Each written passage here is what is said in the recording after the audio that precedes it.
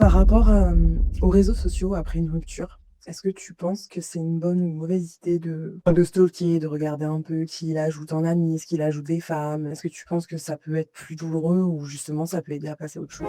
Je pense que c'est un peu se faire du mal pour rien. Et ce que j'ai remarqué, c'est que les femmes, bien souvent, quand elles se sont fait larguer par leur ex, elles vont stalker sur l'Instagram les nouvelles abonnées. Et en plus de ça, elles se font des mauvais films. Elles s'imaginent que parce qu'il a rajouté une nouvelle abonnée sur Instagram, ça y est, il a déjà marié, il a déjà consommé un rapport au plumard. Du coup, tu crois que ça veut dire qu'il a déjà couché avec elle? Pas du tout.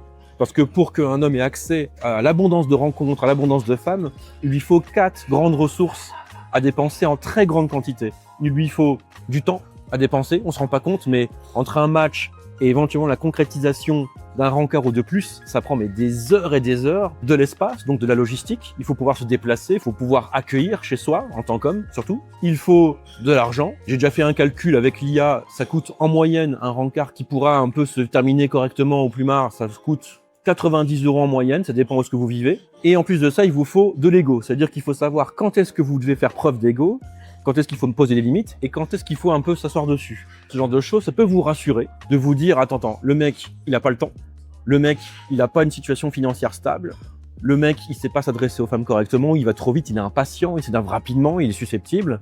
Et enfin, il peut pas accueillir chez lui parce qu'il a des enfants, parce que chez lui, c'est un trou à rats. Donc, il faut vraiment bien faire la distinction entre un homme qui sait vraiment y faire avec les femmes et juste un homme dont vous étiez amoureuse et donc vous vous imaginez que dès qu'il pointe une femme au bout de la rue, hop, elle se téléporte dans son plumard et elle n'a Dieu que pour lui. C'est pas vrai. Donc voilà, un homme, je sais que pour qu'il soit dans l'abondance, il faut vraiment qu'il palpe, il faut vraiment qu'il dépense beaucoup d'énergie comparé à une femme.